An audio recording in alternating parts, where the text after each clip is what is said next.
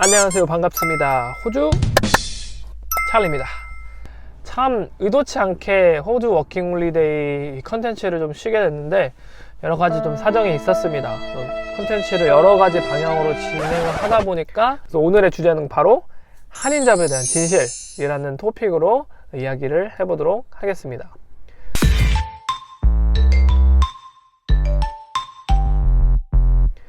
여러분, 호주 워킹홀리데이를 준비하면서 가장 많이 들었던 말 중에 하나는 아마 한인잡을 절대 하지 마라, 이런 얘기를 참 많이 들으셨을 거예요. 한인잡에 대한 부정적인 인식들 간단하게 좀 살펴보면, 한인잡은 돈을 별로 안 준다, 한인잡은 고생을 엄청 시키고 사장이 완전 인성이 쓰레기다, 그리고 외국인을 만날 기회가 별로 없어서 내가 영어를 준비하는데도 도움이 되지 않는다, 기타 등등 이 무수히 많은 부정적인 편견 혹은 시각을 갖고 있는 게 한인잡의 현 실태입니다. 그래서 이런 한인잡이 정말 부정적으로만 비춰질 수밖에 없는 건지 한번 하나씩 따져보도록 하겠습니다. 먼저 첫 번째는 한인잡은 돈이 별로 안 든다, 이 얘기를 한번 말씀드릴까 싶어요. 일단 호주를 구직을 한다고 하신다면 이 네 가지 기본적인 단어는 알고 계셔야 됩니다. 한인잡, 오지잡, 그리고 캐시잡, 텍스잡, 이 네 가지의 개념들이 있는데 이번 편에서는 이거는 알아보지 않고 혹시라도 이 단어에 대한 추가적인 설명이 궁금하시다면 상단에 클립으로 나오니까요, 그거를 보고 오셔도 좋습니다. 그래서 보통 한인잡들은 한인잡에 캐시로 페이를 받는 캐시잡인 형태가 가장 많습니다. 그래서 한인잡에서 사장님들이 캐시잡으로 이제 임금을 페이를 하면 정말 그 기록 같은 게 남지가 않아요. 근데 이 제가 살고 있는 골드코스트 같은 경우에는 조금 이 추세가 바뀌어가고 있는 중이에요. 기존에는 한인잡들이 캐시로만 페이를 했던 반면에 지금은 텍스잡으로 바꿔서 미니멈 페이를 다 주고 있는 실정이거든요. 근데 좀 아쉬운 거는 이렇게 기본적인 최저임금을 맞춰주더라도 토요일, 일요일 근무하는 주말 근무나 그리고 공휴일날 근무하는 것들은 제대로 페이를 안 해주는 경우가 많더라고요.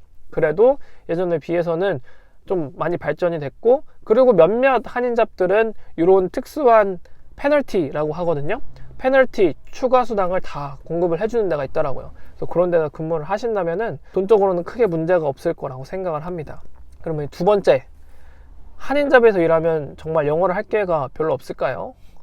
저도 지금 어떻게 보면 한인잡에서 일을 하고 있지만 영어를 쓸 기회가 굉장히 많습니다. 아무래도 스태프들은 한국 사람일 줄 몰라도 거기를 방문하시는 손님들의 대부분은 오지 로컬 분들이시거나 영어로 서빙을 해야 되는 외국인 분들이거든요.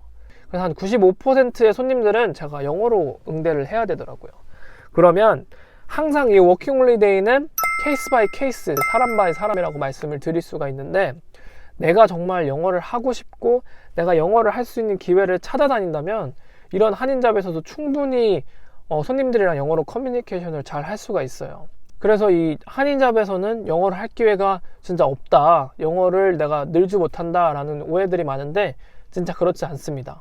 내가 정말 하고자 한다면 한인잡이든 오지잡이든 내가 영어를 충분히 쓸 수 있다는 점 여러분께서 꼭 명심하셨으면 좋겠고, 여기서 하나 좀 제가 당부의 말씀을 드리는 건, 제가 호주 워킹홀리데이 컨텐츠를 계속 준비하면서 제가 만든 모든 영상의 핵심은 호주 워킹홀리데이는 영어를 내가 와서 배운다는 그런 개념이라고 하기보다는 내가 한국에서 준비한 영어를 써먹을 수 있는 공간, 그런 무대라고 생각하시는 게 맞는 개념이라고 생각을 해요. 물론 내가 와서 영어를 배워서 나갈 수도 있지만 그러면 시간적으로 소요되는 것도 되게 많고 내가 어학원이라는 데를 다니면서 금전적으로도 비용이 많이 발생을 합니다. 그래서 제 영상을 보고 계시는 호주 워킹홀리데이 준비하시는 분들은 한국에서 정말 영어 공부를 많이 하세요. 다른 거를 준비할 게 아니라 진짜 무조건 영어 공부만 열심히 하고 오셔도 정말 큰 도움을 받으실 수가 있어요. 물론 호주 워킹홀리데이를 준비하시는 분들의 목적이나 비전들이 다르긴 하지만 영어를 더 잘하고 싶고 영어 성적을 만들고 싶고 이런 입장에서 호주 워홀을 결정을 하셨다면 더더욱 영어를 많이 공부를 하셔야 됩니다. 얼마나 많이 해야 되는지는 많이 하면 많이 할수록 좋아요. 그러니까 그 부분을 가장 집중적으로 준비하시면 될 것 같고, 나머지 이제 준비물 같은 경우에는 크게 준비할 게 많지 않아요. 그래서 한 워킹홀리데이 한 2주 전 혹은 뭐 한 10일 전쯤에 쭉 서류 준비나 이런 것들 해도 괜찮으니까요. 굳이 그렇게 부담을 갖지는 않으셔도 됩니다. 그래서 어떤 준비들이 필요한지는 또 링크 위쪽에 날려드릴 테니까 그거 참고하시면 될 것 같습니다. 그리고 세 번째로 제가 말씀드리고 싶은 한인잡의 장점 혹은 한인잡에 대하는 나의 생각이라고 말씀을 드리는 거는, 내가 최종적으로 오지잡을 하고 싶잖아요. 근데 호주에 갓 온 사람이 오지잡을 한 번에 잡기는 쉽지가 않아요. 그러면 내가 한인잡에서 일을 하면서 경력을 쌓고 어떻게 일을 하면 될지에 대한 노하우를 습득하는 과정의 일환으로 인식을 해주시면 좋을 것 같아요. 그래서 내가 오지잡으로 최종적으로 일을 하고 싶다면 기본적인 손님을 응대하는 태도, 그리고 어떤 영어적 표현을 써야 되는지 이런 것들을 위주로 준비를 하시면 될 것 같고, 내가 이제 오지잡이 됐던 한인잡이 됐던 같은 식당으로 놓고 봤을 때는 쓰는 영어가 크게 다르지 않습니다. 물론 그 식당이 어떤 식당이고 무슨 메뉴를 서빙하는지에 따라서 준비해야 될 영어들이 조금 다른 것일 수도 있겠지만, 크게 봐서는 식당에서 음식을 서빙하는 것이다 라고 이해를 하시면 어느 정도 쓰는 단어는 똑같아요.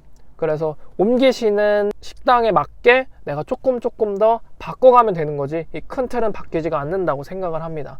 요거를 명심을 하셔서 내가 나중에 오지잡을 잡고 싶으면 한인잡에서부터 경험을 쌓는 것이 중요하다, 이거를 마지막 세 번째 말씀으로 드리고 싶어요. 이 호주 워킹홀리데이 컨텐츠를 너무 오랜만에 돌아와서 그런지 동영상을 찍는 이 와중에서도 말이 자꾸 꼬이고 생각했던 것만큼 제 머릿속에 있는 게 잘 전달이 안 되는 것 같은데, 그래도 오랜만에 여러분들과 호주 워킹홀리데이 컨텐츠로 소통을 할 수 있어서 너무 감사드립니다. 또 이 호주 워킹홀리데이 컨텐츠도 제가 최선을 다해서 주에 1회 정도는 무조건 올릴 수 있게끔 노력을 할 거고요. 아마 일요일날 업로드가 되지 않을까 싶습니다. 그래서 매주 일요일날 업로드되는 호주 찰리의 워킹홀리데이 정보 꼭꼭 챙겨주시고요.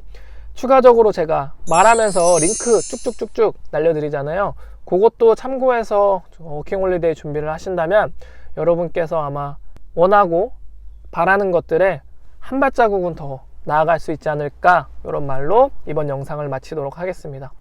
이번 영상이 여러분들의 워킹홀리데이에 조금이나마 도움이 되셨다면 구독이랑 좋아요 그리고 댓글로 문의사항을 남겨주시면 제가 아주 발빠르게 확인하고 댓글 남겨드리도록 하겠습니다. 오늘은 여기까지고요. 여러분의 워킹홀리데이를 언제나 응원합니다. 저는 호주 찰리였습니다. 고맙습니다.